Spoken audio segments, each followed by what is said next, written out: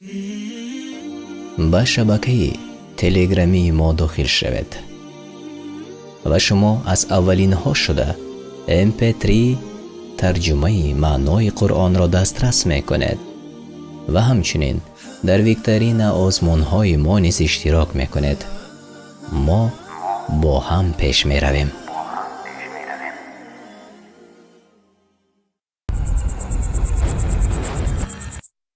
سوره عصر یعنی زمان در مکه نازل شده است و از 3 آیت عبارت است. بسم الله الرحمن الرحیم. به نام الله بخشاینده و مهربان. والعصر إن الإنسان لفی خسر.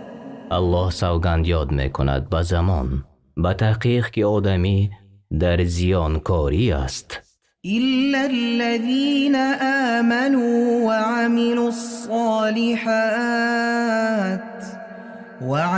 الصالحات وتواصوا بالحق وتواصوا بالصبر. غیر آنهایی که ایمان آوردند و کارهای شایسته کردند و یکدیگر را به حق دعوت کردند و یکدیگر را به صبر وصیت نمودند. سوره عصر یعنی زمان در مکه نازل شده است و از 3 آیت عبارت است.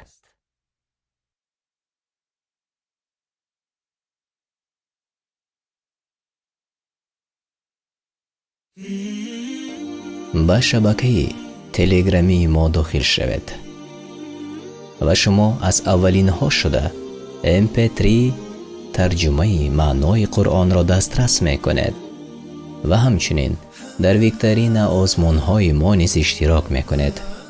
ما با هم پیش می رویم.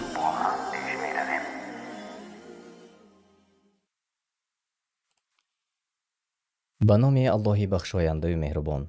السلام علیکم و رحمت الله و برکاته. تماشابینان عزیز، مخلصان شبکه ما، هر یک شما را خوش آمدید میگویم. و امروز چون عنعنه روزی شنبه است و ما و شما آماده هستیم و برنامه دانش و سنجش را پیشکش شما میکنیم.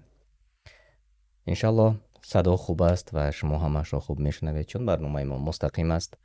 در بعضی منطقه ها ساعت ها عوض شدند، از این خاطر در اروپا عین حال ساعت 18 است و در مسکو باشد مثل پیشتر ساعت 20، چون که ما در تلگرام نیز برای شما پیام روان کرده بودیم.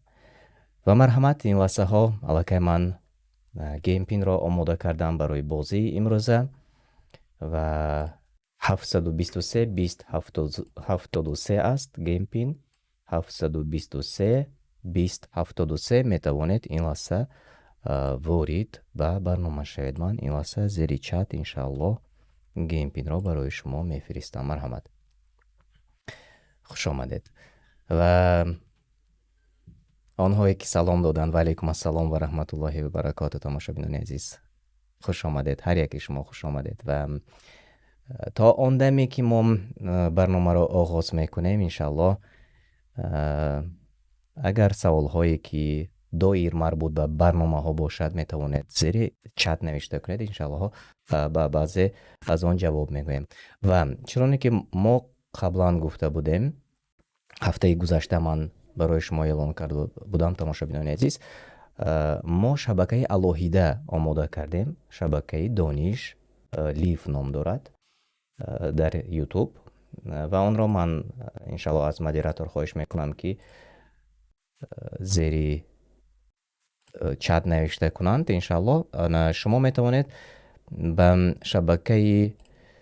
شبکه دانش لیف یعنی شبکه الهیده دانش و سنجش ابونه شوید، چون ثبت ان همین برنامه را بعد از تمام شدن برنامه من در آن شبکه برایتان پیشکش میکنم انشاءالله. از این خاطر حتما به شبکه دیگری ما، آنهایی که با ما این لحظه هستید و آنهایی که ما را دوست می‌دارند و ما آنها را دوست می‌داریم، مرحمت به شبکه دانش و سنجش حتما ابونه شوید. و پیش از آن که ин лаҳза оғоз кунем ва пеш аз он ки ҳамагон дохил ба барнома шаванд, ман мехостам боз дар бораи маълумоти дигар барои шумо диҳам дар бораи тарҷумаи маънои сураи Аш-Шуъро, ки рӯзҳои наздик иншаалло дар шабакаи ютубӣ пешниҳоди шумо мешавад. Ва онҳое ки аллакай дар шабакаи телеграмии мо ҳастанд, аз баъзе оятҳои он бархурдор шуданд. воқеан якҷаҳон маънӣ аст, тамошобинони азиз. аз шунидани китоби Аллоҳ ва дарки он, ин як худ мӯъҷиза аст барои ҳар як инсоне ки дар оятҳо тафаккур мекунад. ҳарчанд аксарияти мо забони арабиро намедонем ва алҳамдулиллаҳ имрӯз дар ин замони муосир аз истифодаи тарҷумаҳо ва тафсир мо ва шумо якҷаҳон ғизои маънавӣ мегирем. ва ман ин лаҳза танҳо тарҷумаи маънои сураи Шуъро ояти 13-ро барои шумо айнан мехонам. чунин омадааст: эй мардум, Аллоҳ барои шумо дину оине муқаррар кард ва он дини ислом аст. ҳамон гунае ки ба Нӯҳ васият карда буд, ки ба он амал намоянд ва ба мардум расонанд. ва аз он чӣ бар ту, эй расул, ваҳӣ кардаем, ба Иброҳиму Мусо ва Исо васият кардаем, ки динро бар тавҳид, яъне Аллоҳ, парастиши Аллоҳи якто ва тоати Аллоҳ барпой нигаҳ дор ва дар он гурӯҳ гурӯҳ нашавед. душвор омад бар мушрикон он чӣ онҳоро ба он даъват мекунӣ, аз ягонагии Аллоҳ ва ихлос дар ибодаташ. Аллоҳ ҳар киро бихоҳад барои паёнбарии худ ихтиёр менамояд ва ҳар касро ки рӯй ба даргоҳи ӯ оварад, ба сӯи худ роҳ менамояд. ва инҷо ёдрас шудани номи паёнбарон Иброҳиму Мусо ва Исо дар тафсири Саъдӣ чунин омадааст: ин 5 паёнбар аз соҳибони азамат ба ҳисоб мерафтанд ва аз ҳар ҷиҳат манзалати онҳо аз дигар паёнбарон бузургтаранд ва комилтарини инсонҳо ҳастанд. яъне паёнбарон Иброҳим, Мусо, Исо алайҳимуссалом ва расули Аллоҳ саллаллоҳу алайҳи вассалам. ва иншааллоҳ мо аз истифодаи сураи Шуъро дар оянда ҳатман барномаи дониш ва санҷиш иншааллоҳ месозем, чун ба бисёр саволҳои мо ҷавоб аст. аз ин хотир хуб, ташаккури зиёд. мебинам ки 18 нафар ва як чизи дигар боз гуфтанӣ ҳастанд. тамошобинони азиз, танҳо ба фикрам дар бозии дониш ва санҷиш аз 20 зиёд нафар иштирок карда наметавонанд, чун мо бозиро бозии лайтро гирифтем, яъне агар як намуди дигарашро харидорӣ кунем, аз 20 нафар зиёд иштирок карда метавонистанд. ва чуноне ки мо маълумот гирифтем, ҳамагӣ 20 нафар метавонанд дохил шаванд. ва аллоҳу аълам, агар ки аз ҷиҳати техникӣ боз шумо низ дигарон низ тавонанд дохил шуда, хеле хуб аст. аммо чуноне ки ман маълумот гирифтам, имрӯз аз 20 нафар зиёд наметавонанд дар барномаи дониш ва санҷиш дохил шаванд. аз ин хотир иншааллоҳ дар оянда мо барномаи дигарашро харидорӣ мекунем ва ҳатман ҳамон барномае ки нисбатан қиматаш боло аст бидуни маҳдуд аст, яъне бемаҳдуд ҳарчанд нафаре ки мехоҳанд иштирок карда метавонанд.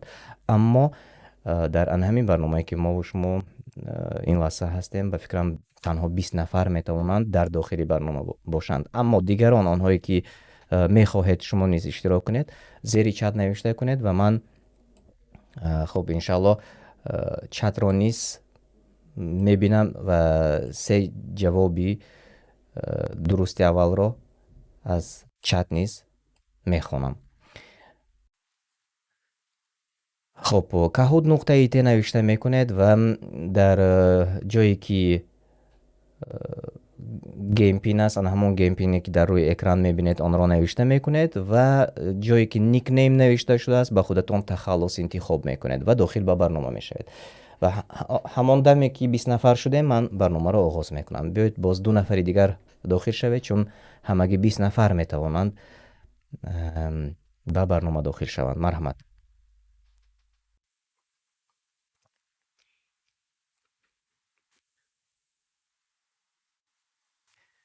خیلی خوب، ما این لحظه 2 عبدالله داریم. ماشاءالله، خوش آمدید. 1 نفر دیگر باز داخل شوید و بعد از آن آغاز کنیم.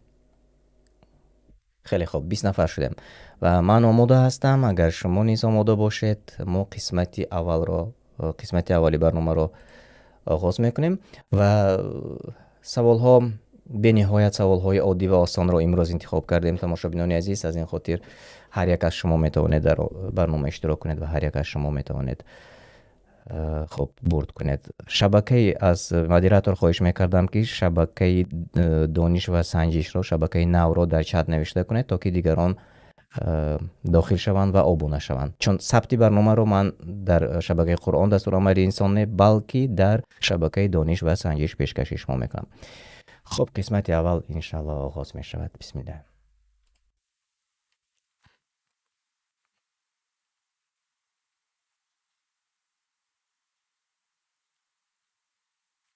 کدام از اینها عمر ابن خطاب را رضی الله عنه کشته است؟ ابو لهب، ابو جهل، ابو لولا یا اینکه سلمان؟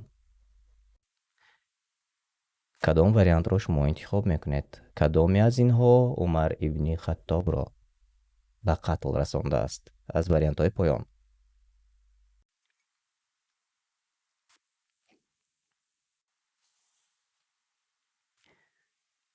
جمال الدین صیفی جوابتان درست است.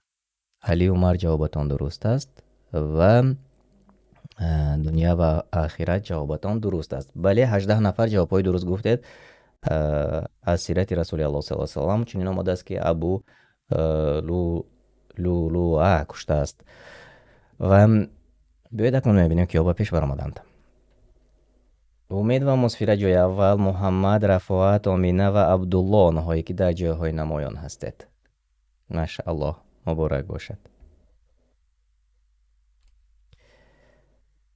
در کدام غزوه محمد صلی الله علیه و سلم جراحت گرفته بود؟ احد، تبوک، بدر، طائف؟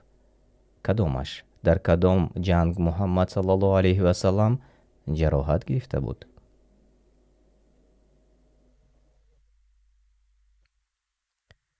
خب من جواب های درست را میبینم در چت ما.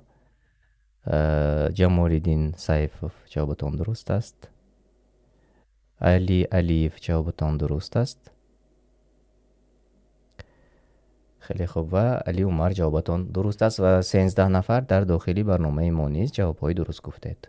بله، در غزوه احد کیا به پیش برآمدند؟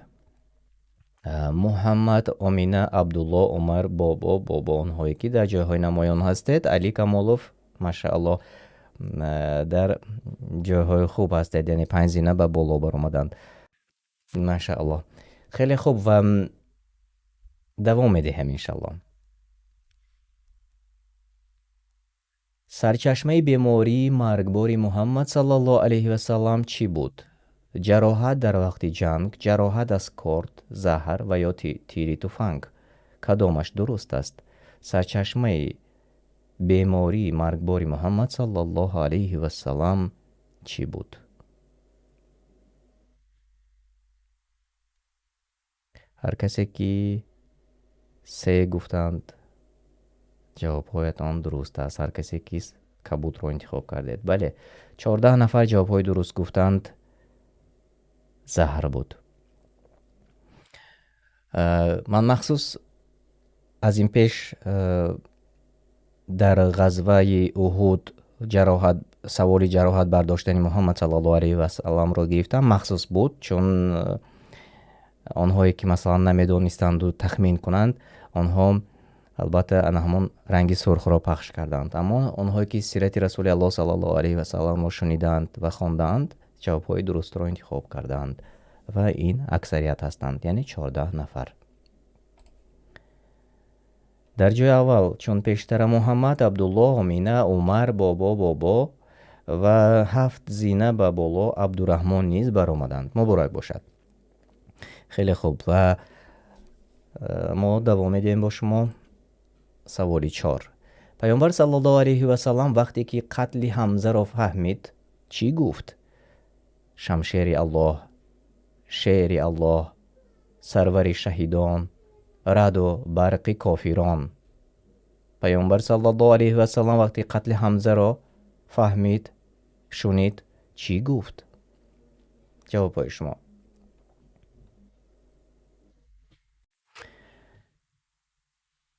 هر کس 3 را انتخاب کرده جوابتون درست است. بله، دیما و دینای و دنیا و آخرت. علی عمر جوابهایتان درست است. بله، سروری شهیدان گفتند. 12 نفر جوابهایشان درست بود. همچنین باز شاه مردان حیدر جوابی درست گفتید. بله.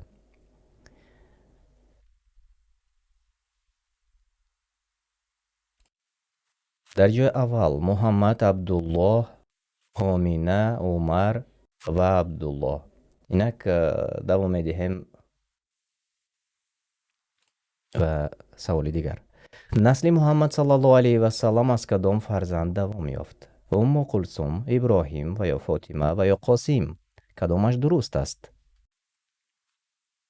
نسل محمد صلی الله علیه و سلم از کدام فرزندشان دوام یافته است؟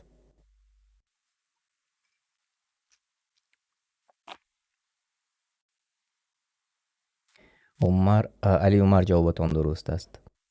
موحد جوابتان درست است. علی شیرازی درست است جوابتان.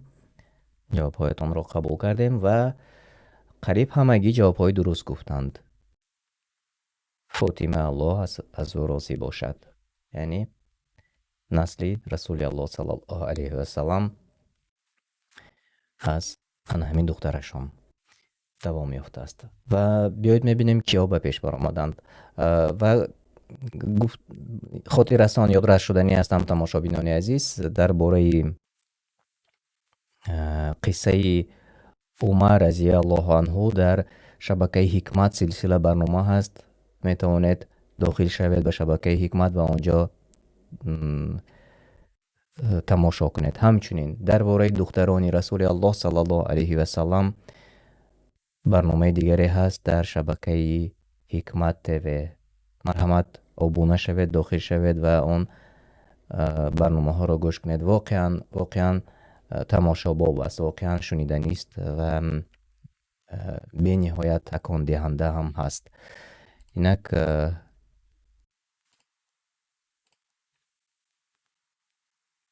کیا به پیش برآمدند؟ محمد، عبدالله، امینه، عمر و رفاعت آنهایی که در جاهای نمایان هستید. عبدالله پیهم به 5 سوالهای ما جوابهای درست گفتید. کدامی از مخلوقات الله آفریده آخران میمیرد؟ آخران آدم، این گربه، ابلیس، ملک الموت. کدامش درست است؟ کدامی از مخلوقات الله آفریده آخران میمیرد؟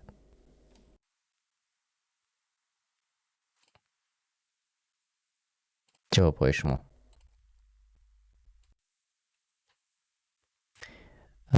موحد جوابتان درست است.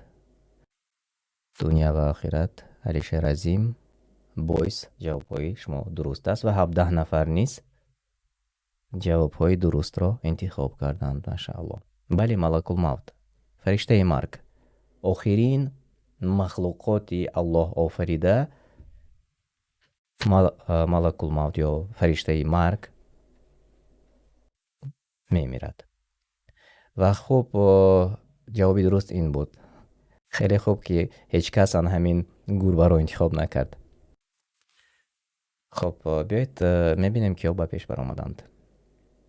محمد، عبدالله، عمر، رفاعت، امینه آنهایی که در جاهای نمایان هستند و عمر پی هم به همه سوالهای ما جوابهای درست گفتند و این لحظه 6127 خال دارد. مبارک باشد. سوال آخری قسمت اول. معنای دجال چیست؟ فریبگر، دروغ، منافق، خون ریخته، ناعدلی. معنای دجال چیست؟ جواب های شما.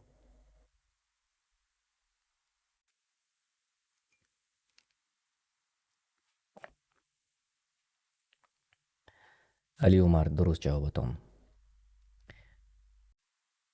دنیا و آخرت درست است.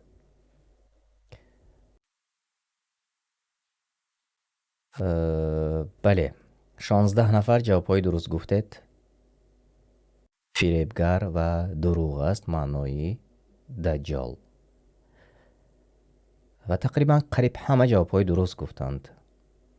کمترین ها جواب هایشان خطا بود.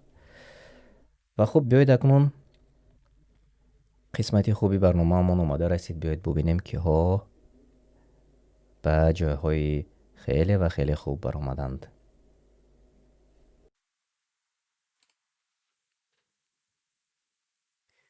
جای سیوم عمر مبارک باشد.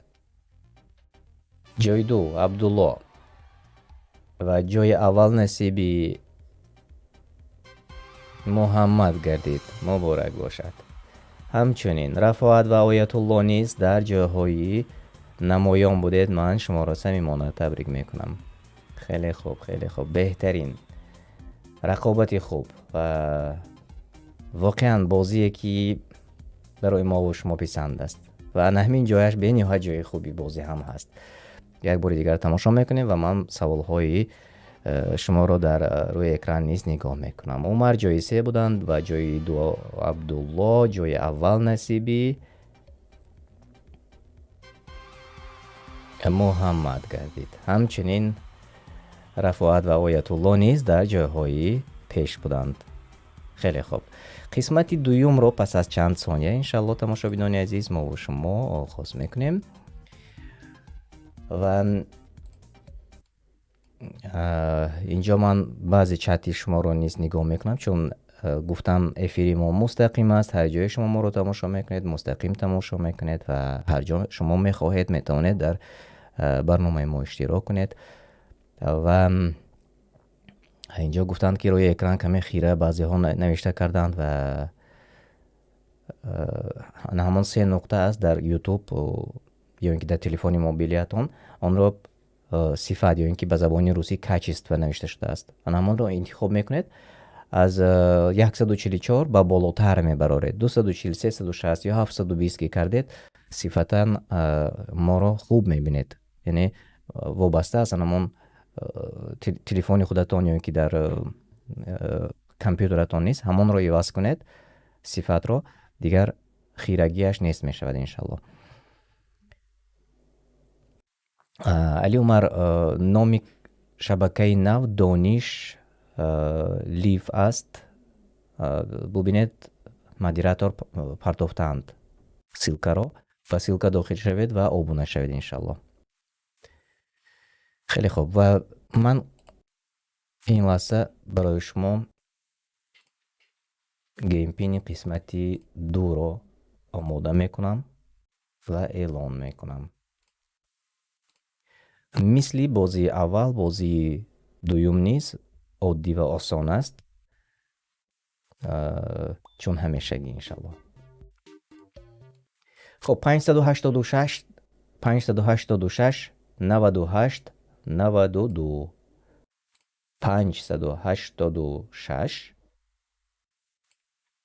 98 92.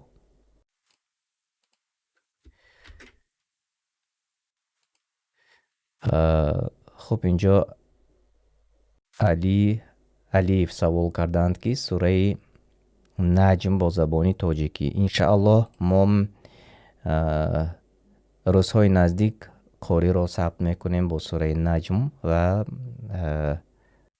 پیشکشتان خواهد شد انشاءالله.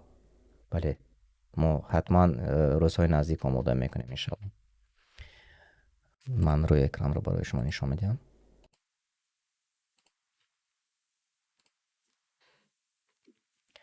از جهت تکنیکی گفته شده است که 20 نفر، اما الله اعلم شاید از آن زیادتر وارد شده توانند. اما جهت تکنیکی برنامه کهوت چون در سایتش نوشته شده است که از 20 نفر زیاد داخل شده نمیتوانند.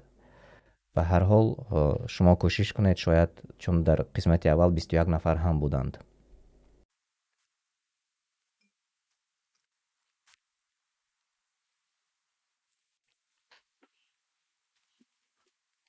و اگر نوا رو به دیگران شما نفرستاده باشید، میتوانید که روان کنید تا که دیگران نیز با خبر باشند، دیگران نیز در برنامه ما اشتراک کنند.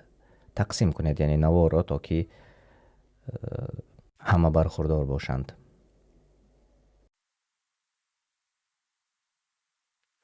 خب من نیز این گونه میکنم چون گاه فراموش میکنم. اما سیلکه برنامه رو در شبکه تلگرامی ما امروز بروقتر روان کرده بودیم. همه آنهایی که در شبکه تلگرامی زمانی دانستن آبونه هستند، آنها از همه اولین شده با خبر شدند، یعنی سیلکه را آنها داشتند. یعنی خب افضل شو براتو پرسیدند طرز داخل شوی را. طرز داخل شدن کهود نقطه ایت نوشته میکنید در گوگل و در اپرا و در تلفن های موبیلیتان. جایی که گیم پین نوشته شده است، گیم پینی که در بالا نگاه میکنید آن را نوشته کنید و در جای نیک نیم نوشته شده است به خودتان تخلص انتخاب کنید و داخل و بازی میشوید.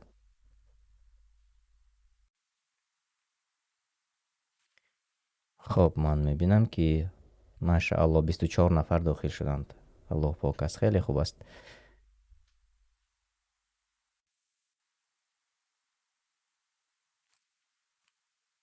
طرزی داخل شدن به کهوت را نیست، دانش و سنجش را مدیراتور برای شما نمایش دادن. ببینید و همون سیلکه را زیر میکنید و داخل میشوید انشالله. خیلی خوب و بیایید 25 نفر این لحظه ها در داخل برنامه ما هستند. خب اینجا عبدالله نوشتند که از 20 نفر زیاد میشده است. ماشاءالله خیلی خوب است. من میبینم که 25 نفر داخل شدند. امیدواریم که از آن زیاد هم پیوست شده میتوانند.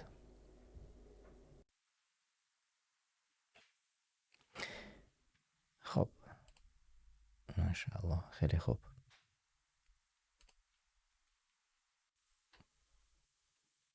بیست و هفت نفر شدیم. خیلی خوب.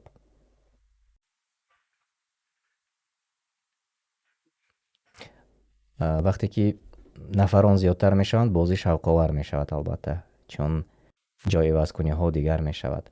و فراموش نکنید شبکه دانش و سنجش الهیده شد و بعد پخش مستقیم ما نوار رو در شبکه برای تکرار تماشا کردن شبکه دانش و سنجش میپرتایم. اونجا ابونه شوید و تماشا کنید. صفتی خوبش رو انشالله، چون ما برنامه رو ثبت داریم در الهیدگی و آن صفتی خوب رو پیشنهادی شما میکنیم.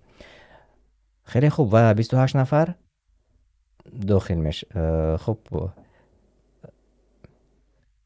بهاری به خزان اینجا گفتند که یک بار فهمونید طرز داخل شدن را. خب بیایید من میفهمونم به شما طرز وارد شدن را. در کامپیوترتان نوشته میکنید کهوت چنانکه که میبینید شما.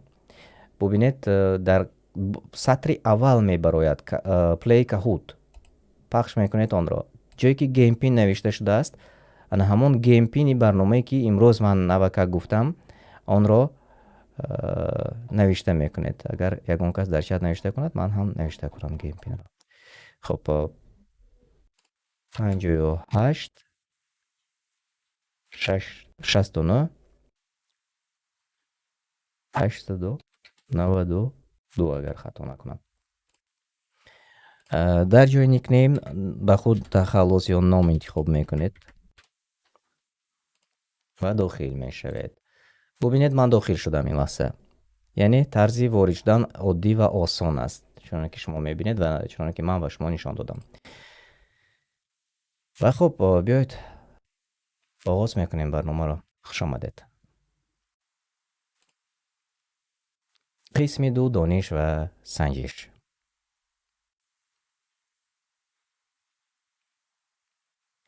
کدام پرنده را الله سبحانه و تعالی برای نشانه به قابیل فرستاد؟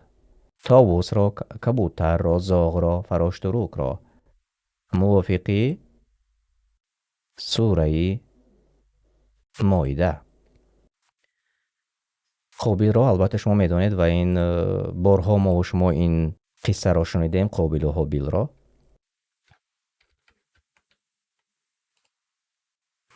البته آنهایی که همیشگی برنامه های ما را پیگیری میکنند و آنهایی که قرآن را میخوانند و معنایش را میدانند جوابهای درست را گفتند. محمد جان جوابتان درست بود، موحد جوابتان درست بود، دنیا و آخرت جوابتان درست بود. بله، زاغ را 25 نفر جوابهای درست گفتند. به هر حال یک بار دیگر برای یادرس شدن به ما و شما من همون معنای آیت را عیناً خوانده میگذارم، چون برای یادرسی خوب است. بعد از آن که قابیل برادرش را کشت، ندانست جسدی برادرش را چیکار کند. پس الله زاغی را فرستاد تا زمین را بکاود و به آن نشان بدهد که چگونه جسدی برادر خود را دفن سازد. گفت وای بر من، نتوانم مانند این زاغ باشم و جسدی برادرم را دفن کنم. پس او از گروهی پشیمان شدگان گشت. موافق تفسیر سعدی، سرانجام همه گناه ها پشیمانی و زیان است. و خب بیایید اکنون میبینیم که ها به پیش بر آمدند. در جای اول امید مصفر محمد رفاعت بهمنیار آنهایی که در جایهای اول هستید. سواری 2. به 2 زنهای پیامبران در قرآن دوزخ وعده شد. به کیها؟ زنی داوود و نوح، زنی ادریس و ایوب، زنی نوح و لوط، زنی صالح و شعیب. به 2 زنهای پیامبران در قرآن دوزخ وعده شد. به کیها؟ از سوره تحریم گرفته شده است. آیت 10.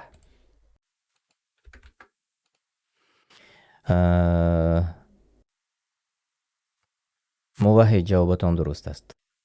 علی عمر جوابتان درست است. دنیا و آخرت جوابتان درست است و 26 نفر در داخل برنامه ما نیست جوابهای درست گفتید. بله، زنی نوح و لوط علیهم السلام. و سوره تحریم آیت 10. من این لحظه همان آیت را معنایش را خوانده میگذارم. چون این آمده است: الله برای کافران در آمیزش و معاشرات آنها با مسلمانان هیچ فایده ندارد. مثالی زنی نوح زنی لوط را می آورد که هر دو همسر نوح و همسر لوط علیهم السلام در نکاح 2 تن از بندگان صالح ما بودند و به آن 2 خیانت کردند، چون که آن 2 زن کافر بودند. پس آن 2 پیامبر نتوانستند از زنان خود دفع عذاب کنند و برای آن 2 زن گفته شد با همراه دیگران به آتش درآیید.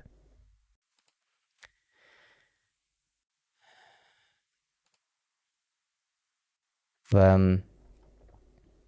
در این آیت دلیل است بر این که همنشین بودن با پیامبران و اهل صالحان چیزی را فایده نمی دهد اگر بدکار و بی ایمان باشد کس. ترجمه معنای سوره تحریم در شبکه قرآن دستورالعمل انسان هست. مرحمت داخل شوید و ترجمه آن را میتوانید آنجا پورا تماشا کنید. اینک میبینیم که ها به پیش برآمدند. رفاعت محمد بهمنیار عبدالله فاطمه آنهایی که در جایهای نمایان هستید. 8 زینه به بالا عمر نیز برآمدند. مبارک باشد. سوال 3. пайғамбар саллаллоҳу алайҳи васалам чанд бародару хоҳар дошт? 2 то, 6 то, 1 то, 9 нафар. ки ҷавоби дуруст мегӯяд. пайғамбар саллаллоҳу алайҳи васалам чанд бародару хоҳар дошт?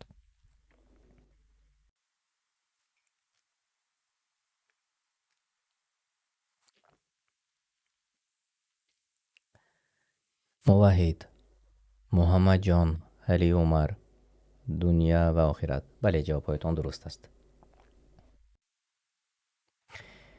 ва 22 нафар дар дохили барномаи мо низ ҷавобҳои дуруст гуфтанд. пайғамбар саллаллоҳу алайҳи васалам бародару хоҳар надоштанд. аммо баъзеҳо ҷавобҳои хато низ гуфтанд. шояд аз шитоб бошад. шояд ҷавоби дурустро медонистанду аммо шитоб карданд. як ёдрасии дигар дар шабакаи Наҷм ТВ сирати расули Аллоҳ саллаллоҳу алайҳи васаламро ба тарзи хеле оддӣ ва осонфаҳм нақл мекунанд аҳли илм.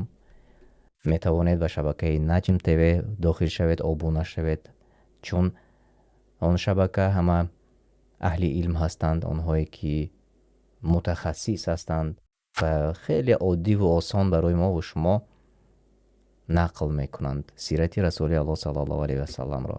айни ҳол чанд силсила барнома аллакай пешниҳод шудааст ва давом ёфта истодааст. аз ин хотир ба шабакаҳое ки тавсия мекунем марҳамат обуна шавед. инак ки ба пеш баромад?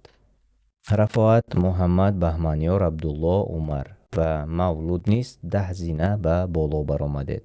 хеле хуб.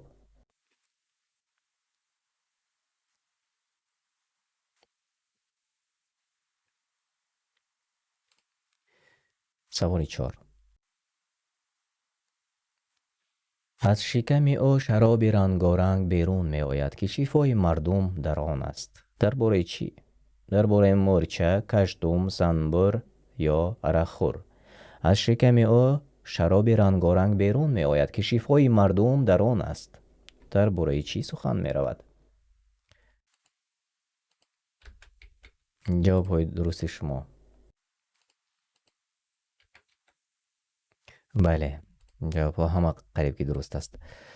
аввалин шуда ҷавоби дуруст аз дунё ва охират омада расид ва баъд аз он али умар, али алиев, омина сафарова. ҷавобҳоятон дуруст. ҷамолиддин сайфов, бале дуруст аст. анти мунофиқ, ҷавобатон дуруст аст. хеле хуб, хеле хуб. ва дар дохили барномаи мо низ 29 нафар ҷавобҳои дуруст гуфтанд. бале, дар бораи занбур аз сураи наҳл ояти 68. биёед мехонем анамон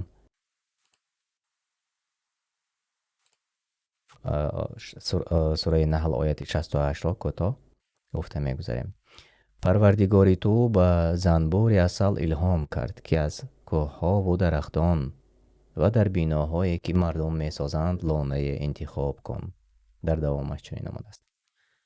он гоҳ аз ҳар мева бихӯр ва фармонбардорона ба роҳи парвардигорат бирав. аз шикамҳои занбурон шаробе, яъне асали рангоранге, сафед, сурх, зард берун меояд ки дар он шифо аст барои мардум, ҳамоно барои гурӯҳе ки тафаккур мекунанд дар ин ибратест. аз тафсири бағавӣ гирифта шудааст. ва давом медиҳем. рафоат баҳманёр, муҳаммад умар абдуллоҳ ва 6 зина ба боло мусфира низ баромаданд. муборак бошад. бале, инҷо навиштанд ки дохил шудан мушкил аст, хато мегӯяд. шояд ҳамон дар оғози барнома ҳар нафаре ки дохил шуда метавонанд, онҳо ба фикрам дохил шуда метавонанд, чун ин барномаи мо бемаҳдуд нест, чун аз рӯи навиштаи сайти Каҳут чанд нафари маҳдуд дохил шуда метавонанд, яъне 20 нафар навишта шуда буд, аммо дар барномаи мо айни ҳол از 20 نفر زیاد اشتراک میکنند، اما آنهایی که در آغاز برنامه شاید که داخل شدند میتوانند داخل شده و آنهایی که دیرتر پیوست میشوند شاید مشکلی ایجاد شود، از این خاطر شاید نتوانستید. و آنهایی که داخل شده نتوانستید در چت نوشته کنید، من انشالله جوابهای شما را میخوانم.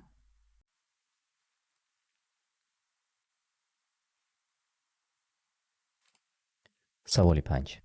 سوره کهف از چند آیت عبارت است؟ 100 آیت، 114، 112 و یا 110؟ اکثریت از شما میدانید. سوره کهف، سوره رقم 18 از چند آیت عبارت است؟ وریانت ها در پایان. دنیا و آخرت جوابتان درست است. موحد بله درست است. شاه مردانه طرف درست است. محمد جان بله جوابتان درست است. و در داخل برنامه ما 11 نفر 10 نفر ببخشید جوابای درست گفتند. بله 110 آیت است. 110 آیت است. و نمیدونم چرا که 11 نفر 112 رو انتخاب کردند. 110 آیت است. و ترجمه معنای سوره کهف در شبکه قرآن دستور عمل انسان دو تا است. اگر خطا نکنم چند سال پیش ترجمه معنا را با صدای قاری محمد ایوب ثبت کرده بودیم و باز اگر خطا نکنم 1 سال پیشتر با صدای قاری سیرت الله راوپوف نیست ما سوره ترجمه معنای سوره کهف را ثبت کردیم و شما میتوانید آن را گوش کنید در شبکه قرآن دستور عمل انسان.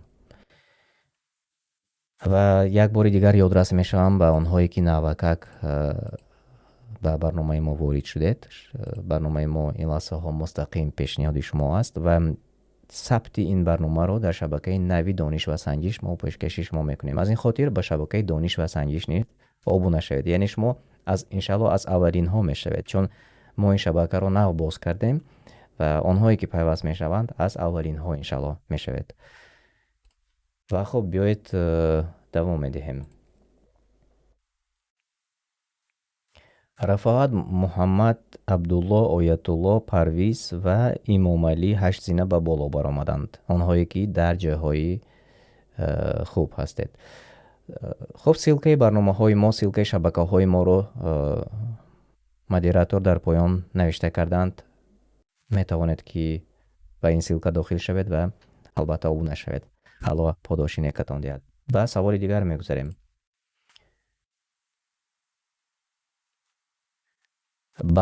به غفلت کشید شما را فخر کردن. دوام دهید. از بسیاری زنها، از رهبر بودن و بسیاری مال و فرزند و یا نمیدانم. به غفلت کشید شما را فخر یعنی افتخار کردن. از چی؟ یعنی به غفلت کشید یعنی مشغول ساخت شما را. چی؟ از سوره رقم 102 آیت 1.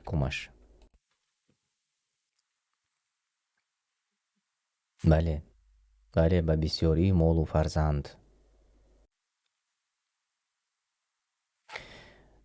در سوره تکثر آیت 1 و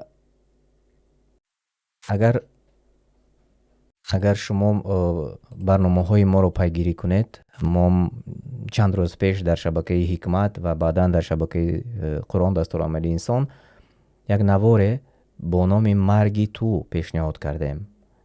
به نهایت نواری تاثیرناک است و این به چند زبان ترجمه شده است. زبان انگلیسی، زبان روسی و زبان تاجیکی تنها در شبکه های ما است. در شبکه حکمت و شبکه قرآن دستور عمل انسان به زبان تاجیکی. در بعضی شبکه های دیگر به زبان روسی و زبان انگلیسی نیز هست. عیناً همین نوار. و این نوار تنها سوره تکثر، سوره رقم 102 را تفسیر می کند و یادآور می شود از آن که ما و شما ابد زندگی نمی کنیم. ما و شما آنهایی که به بسیاری مال و فرزند فخر میکنیم، یک روز نه یک روز زندگیمون قطع می شود و به قبرستان می رویم.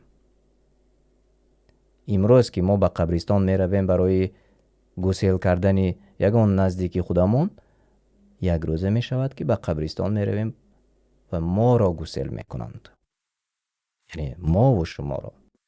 و از این راهی گریز نیست، چون پیامبران مردند و رفتند، بهترین انسان ها صالحان مردند و رفتند و ما نیز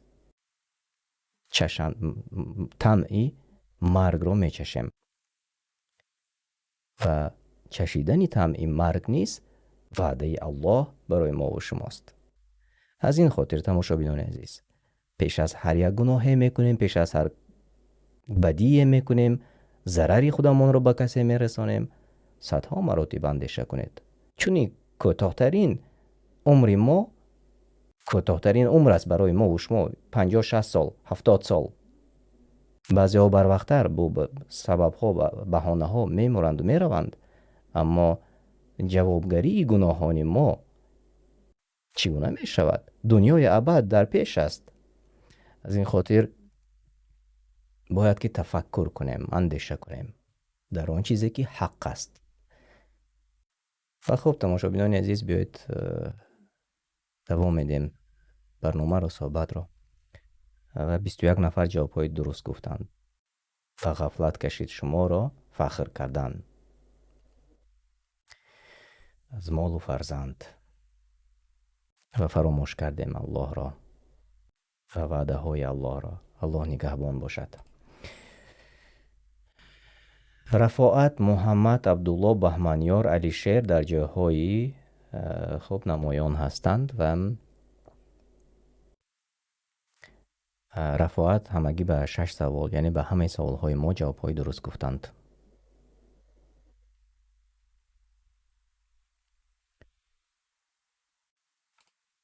سوال آخر: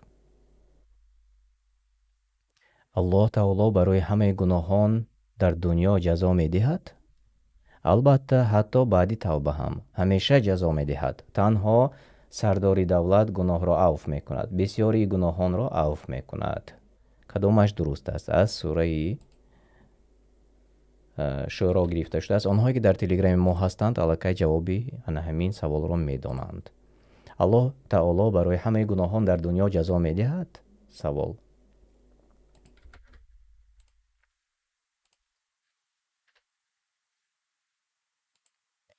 بسیاری گناهان را عفو می کند. این است جوابی درست. و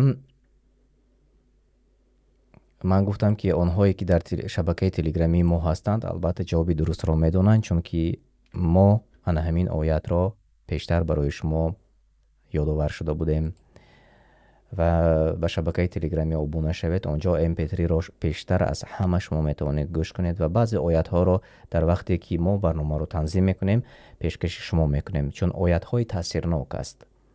در واقع ترجمه معنای سوره شورا یک جهان معنی است و در آیت 30 سوره شورا چنین آمده است: ای مردم، اگر شما را مصیبتی از مصیبت ها در دین و دنیایتان رسد، پس به خاطر کارهایی است که کرده اید و الله از کرم خود بسیاری از گناهان را برای شما عفو می کند و جزا نمی دهد. یعنی که نه برای همه گناهانی که در دنیا ما و شما کردیم. الله رحمان و رحیم، الله مهربان است. الله برای همه گناهانی که ما و شما میکنیم در دنیا ما رو عفو میکنه، جزا نمیداده است. موافقی؟ سوره شورا آیت 30. و بهترینی از ما و شما آنهایی که توبه کنندگان هستند. و در برنامه قبلی، در برنامه گذشته ما گذاشتیم که خودی ان همین لحظه، خودی حاضر ان همین ثانیه که شما میشنوید وقتی توبه رسیده است. اما متاسفانه همه آنهایی که می باید توبه کنند این لحظه با ما نیستند. اما آنهایی که برایشان توبه ضرور است از تماشای این گونه برنامه ها می‌هراسند و این در واقع متاسفانه چنین است. آنهایی که تماشا میکنند ما را، آنهایی که با ما هستند، انشالله امیدوار هستیم از الله تعالی توبه های ما و شما را بپذیرد، چون آدمی هستیم، به خطا نیستیم. الله تعالی بزرگوار را دعا میکنیم و امید میکنیم که گناهان ما را بیامرزد.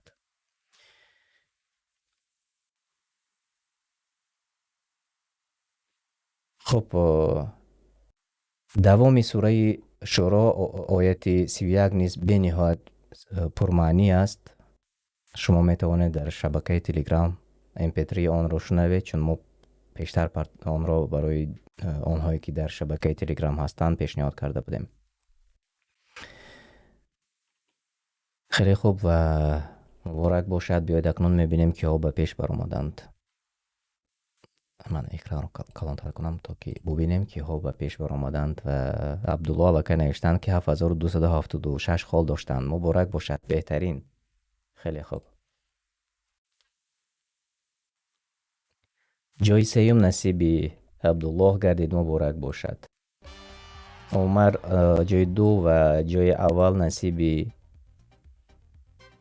رفعت شد و همچنین مولود و محمد نیز در زینه های بالا بودید. خیلی خوب، خیلی خوب. و من یک بار دیگر میخواهم من همین قسمتی دوست داشته ما و شما را پیشنهاد شما کنم.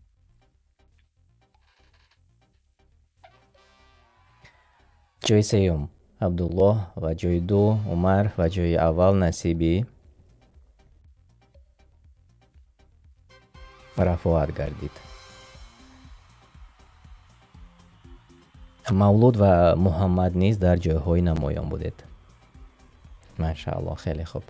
تشکر زیاد به شما تماشابینان عزیز، به آنهایی که توانستید وقتی خودتان را یک جای با ما گذرانید و توانستید که امروز در برنامه ما اشتراک کنید و در همین آزمون و یک بازی که یک جهان معنی میگیریم اشتراک کردید و ما و شما توانستیم که وقتی خودمان رو بیهوده نگذرانیم.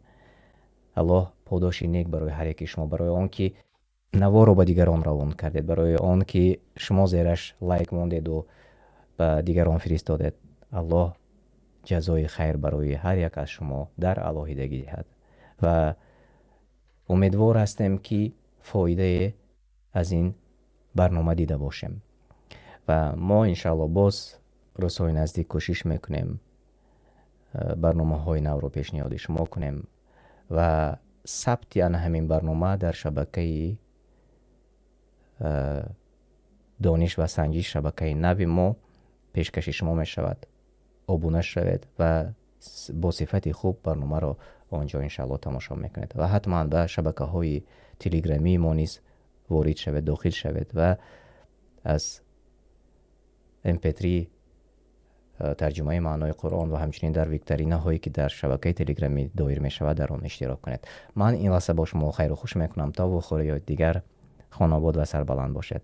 الله نگهبانتان. السلام علیکم و رحمت الله و برکاته.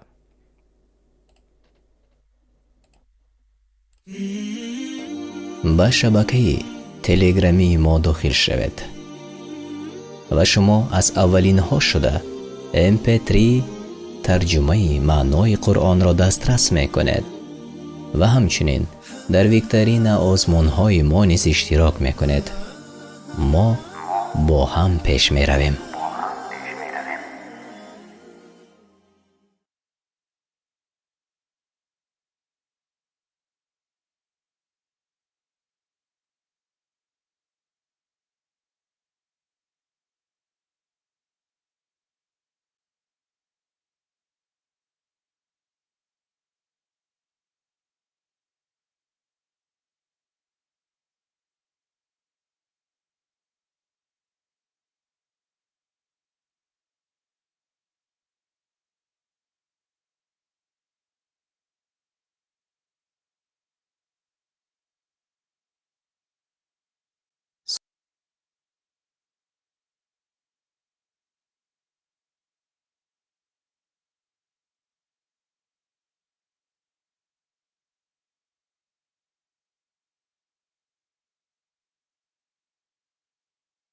سوره جین در مکه نازل شده است و از 28 آیت عبارت است. بسم الله الرحمن الرحیم. به نام الله بخشاینده و مهربان. قل اوحی الی انه استمع نفر من الجن فقالوا انا سمعنا قرآنا عجبا. بگو ای پیامبر، الله تعالی به من وحی کرده است که گروه از جین همانا گوش فرا دادند هنگامی که من تلاوت قرآن می کردم. پس چونین شنیدند. به قومشان گفتند همانا شنیدیم قرآن را، خیلی خوش است در بلاغتش، فصاحتش و در احکام و اخبارش. یهدی الی الرشد فآمنا به ولن نشرک بربنا احدا. دعوت می کند به سوی حق و هدایت. پس ما به این قرآن ایمان آوردیم و هرگز کسی را در عبادت شریک پروردگارمان نمی سازیم. و انه تعالی جد ربنا ما اتخذ صاحبة ولا ولدا. و البته عظمت پروردگار ما عالی است، نه همسر گیرد و نه فرزند دارد. و انه کان یقول سفیهنا علی الله شططا. و به خیرد ما ابلیس درباره الله تعالی سخنان دور از حق می گفت، یعنی گویا که الله شریک و فرزند دارد. تفسیر بغوی. و انا ظننا ان لن تقول الانس والجن على الله كذبا. و ما هر آینه می پنداشتیم آدم و جین درباره الله تعالی هرگز دروغ نمی گویند، یعنی به الله تعالی شریک و فرزند قرار نمی دهند. تفسیر بغوی. و انه کان رجال من الانس یعوذون برجال من الجن فزادوهم رهقا. و نیز مردانی بودند از آدمیان که با مردانی از جین پناه می بردند. پس زیاده کردند مردان جین بر انس‌های پناهجوی ترس و هراس بیشتر را، یعنی این آن پناهبری است که عهد جاهلیت این گونه پناه می بردند و این نوع شرک اکبر است که الله آن را نمی بخشد مگر بعد توبه نصوح. در این آیت هشداری سخت است برای کسانی که به نزد جادوگران و فالبینان می روند. و انهم ظنوا كما ظننتم ان لن يبعث الله احدا. و همچنان که شما ای گروه جین ها می پنداشتید، انس‌های کافر هم می پنداشتند که الله تعالی هرگز هیچ کس را دوباره بعد از مرگ زنده نمی گرداند. و انا لمسنا السماء فوجدناها ملئت حرسا شدیدا و شهبا. و ما گروهی جین ها طلب کردیم به آسمان رسیدن را تا بشنویم سخنهای اهل آسمان را. پس آن را پر از فرشتگان نگهبان و قدرتمند یافتیم، با ستارگان انداخته می شود و آن کسی را که به آسمان نزدیک شود. تفسیر طبری. و انا كنا نقعد منها مقاعد للسمع فمن يستمع الآن يجد له شهابا رصدا. و ما هر آینه می نشستیم پیش از این به جایهای از آسمان تا بشنویم اخبارش را. پس هر کی اکنون برای گوش کردن نشیند، شهابی را یعنی آتش پاره را در کمین خود یابد که او را سوزانده هلاک می کند. این دو آیت باطل می سازد دوای جادوگران و فالبینان را که می گویند آنها علم غیب را می دانند و بیخیردان را با این دعوای دروغینشان گمراه می سازند. وَأَنَّا لَا نَدْرِي أَشَرٌّ أُرِيدَ بِمَنْ فِي الْأَرْضِ أَمْ أَرَادَ بِهِمْ رَبُّهُمْ رَشَدًا. و ما گروه جنها نمی دانیم که آیا برای کسانی که برای زمین هستند بدی مقدر می شود یا پروردگارشان می خواهد برای راستشان ببرد. وَأَنَّا مِنَّا الصَّالِحُونَ وَمِنَّا دُونَ ذَلِكَ كُنَّا طَرَائِقَ قِدَدًا. و بعضی از ما نیکوکار و صالحند و بعضی از ما غیر این کافر و فاسقند و گروه های گوناگونیم. وَأَنَّا ظَنَنَّا أَن لَّن نُّعْجِزَ اللَّهَ فِي الْأَرْضِ وَلَن نُّعْجِزَهُ هَرَبًا. و ما یقین دانستیم که الله بر ما قادر است و ما در زیر قبضه و فرمانروایی او می باشیم. پس اگر کاری را به ما خواهد از او گریختن نتوانیم و هرگز نتوانیم سوی آسمان گریختن از عذابش اگر بدی را به ما خواهد. وَأَنَّا لَمَّا سَمِعْنَا الْهُدَىٰ آمَنَّا بِهِ فَمَن يُؤْمِن بِرَبِّهِ فَلَا يَخَافُ بَخْسًا وَلَا رَهَقًا.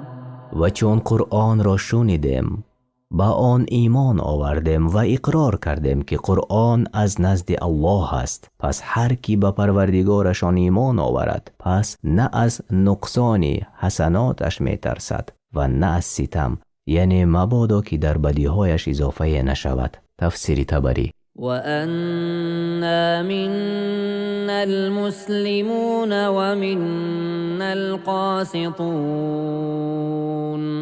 فَمَنْ أَسْلَمَ فَأُولَئِكَ تَحَرَّوْا رَشَدًا. و هر آینه بعضی از ما جنها مسلمانانند و بعضی از حق دور. پس آنهایی که اسلام آوردند پس آنها قصد کردند راه راست را، یعنی سرفرود آوردند به طاعت برای الله تعالی. وَأَمَّا الْقَاسِطُونَ فَكَانُوا لِجَهَنَّمَ حَطَبًا. و اما آنهایی که از راه اسلام دورند پس آنها حزم جهنمند. وَأَن لَّوْ اسْتَقَامُوا عَلَى الطَّرِيقَةِ لَأَسْقَيْنَاهُم مَّاءً غَدَقًا. و اگر آدمان کافر و جنهای کافر به راه اسلام می رفتند هر آینه برای آنها آب بسیاری را فرود می آوردیم و رزقشان را در دنیا فراخ می کردیم.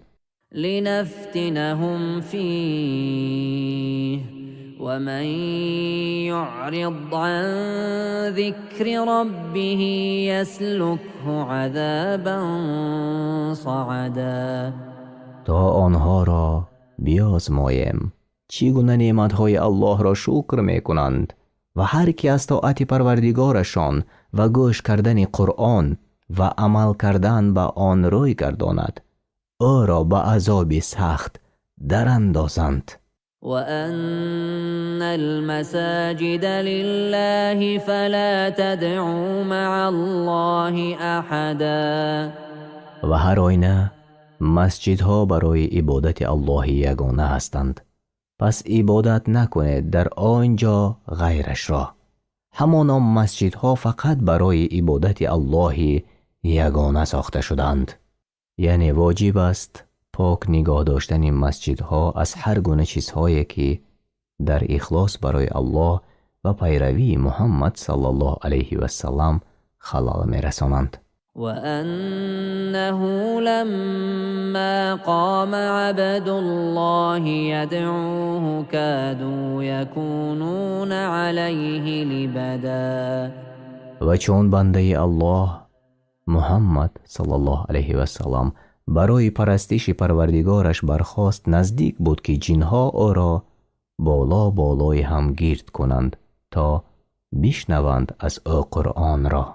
قل إنما أدعو ربي ولا أشرك به أحدا. بگو ای پیامبر به آن کافران، تنها پروردگارم را یگانه پرستش میکنم و هیچ کس را در عبادت شریک او نمی سازم. قل إني لا أملك لكم ضرا ولا رشدا. بگو ای پیامبر به آنها، البته من نمیتوانم بر شما زیانی برسانم یا برای شما فایده بیاورم. قل إني لن يجيرني من الله أحد ولن أجد من دونه ملتحدا. بگو هیچ کس مرا از عذاب الله نجات ندهد اگر نافرمانی او کنم و من جز او هرگز پناهگاه نمیابم. إلا بلاغا من الله ورسالاته ومن يعص الله ورسوله فإن له نار جهنم خالدين فيها أبدا. ولی آنچه میتوانم رسانیدن پیام او تعالی و انجام دادن رسالت‌های او می باشد و هر کی الله و پیامبرش را نافرمانی کند پس نصیب او هروین آتش جهنم است که همیشه در آن خواهد بود. حتی اذا رأوا ما یوعدون فسیعلمون من اضعف ناصرا و اقل عددا. تا آنگاه که آنچه را به مشرکان وعده داده بودند یعنی عذاب را بینگرند، پس خواهند دانست چه کسانی را یارانی ناتوانتر و شماری کمتر بوده است. قل إن أدري أقريب ما توعدون أم يجعل له ربي أمدا. ای پیامبر به مشرکان بگو من نمیدانم که آیا آن وعده عذابی که به شما دادند نزدیک است یا پروردگار من برای آن زمان نهاده است. عالم الغیب فلا یظهر علی غیبه احدا. او تعالی دانای غیب است و غیب خود را بر هیچ کس از خلقش آشکار نمی سازد، یعنی می داند آن چیزهایی را که از چشمان غایب است. إلا من ارتضى من رسول فإنه يسلك من بين يديه ومن خلفه رصدا. مگر بر آن پیامبری که او را برای رسالتش اختیار کرده است و از او خوشنود باشد، پس او را به بعضی از علم غیبش خبردار می کند و برای نگهبانی او یعنی از جین از پیش روی و پشت سرش نگهبان یعنی فرشته قرار می دهد مبادا خبر غیب را ندزدند و به گوش کاهنان نرسانند. تفسیر بغوی. لیعلم ان قد ابلغوا رسالات ربهم واحاط بما لديهم واحصى كل شيء عددا. تا بداند پیامبر صلی الله علیه و سلام پیامبرانی پیش از او نیز هم پیام‌های پروردگارشان را حق و راست رسانیدند و او هم حفظ کرده شده است از جین همچنان که پیامبران پیشینه حفظ کرده شده بودند و الله تعالی به آنچه در نزد آنهاست از علم‌های آشکارا و پنهانی امرها و حکمها احاطه دارد. چیزی از او فوت نشود و او تعالی همه چیز را به عدد شمار کرده است. قرآن کریم و ترجمه معنای آن در روش تفسیری میسر به زبان تاجیکی. اگر ما و یا ترجمان کجای به خطا راه داده باشد، از الله طلب دعا میکنیم که ما را بیامرزد. به شبکه تلگرامی ما داخل شوید و شما از اولین ها شده MP3 ترجمه معنای قرآن را دسترس میکنید و همچنین در ویکترین آزمون های ما نیز اشتراک میکنید. ما با هم پیش می رویم.